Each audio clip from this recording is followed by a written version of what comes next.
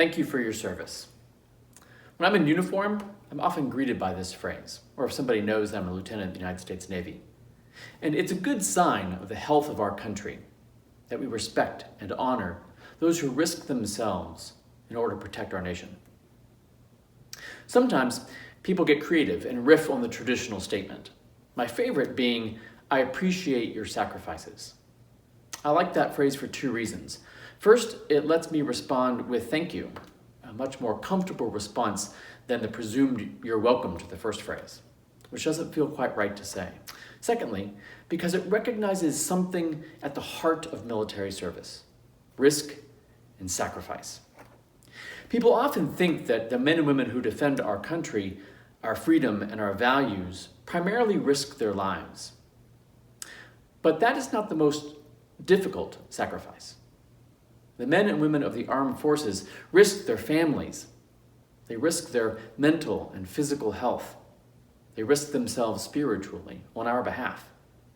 And while it's true that dying for one's country is the greatest sacrifice, the more difficult sacrifice is living with injuries in mind, body, and spirit. And it's for this reason specifically that the chaplain corps of the United States Navy, Marines, and other branches exists.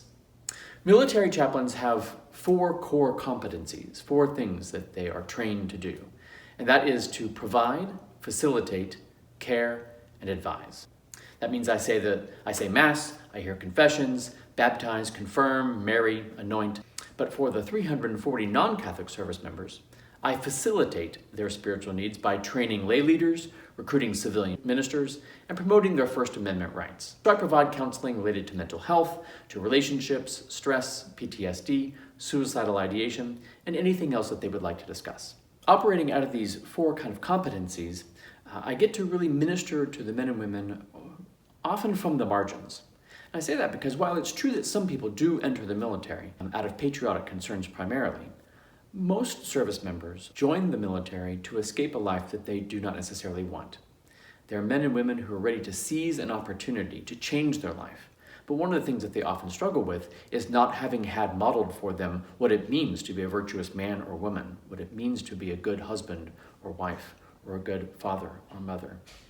And so one of the things that officers like me, as well as chaplains, get to do is to provide that kind of model for them, because they need mentors who can help them grow to be responsible, virtuous, and effective in their life.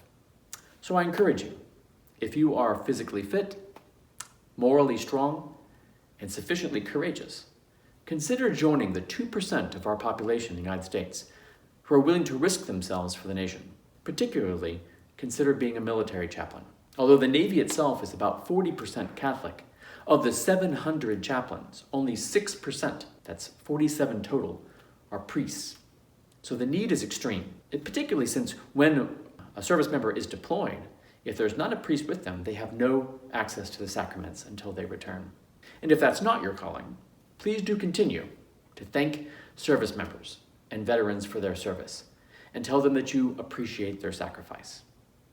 St. Ignatius of Loyola, St. Sebastian, St. Longinus, patrons for the military, pray for us.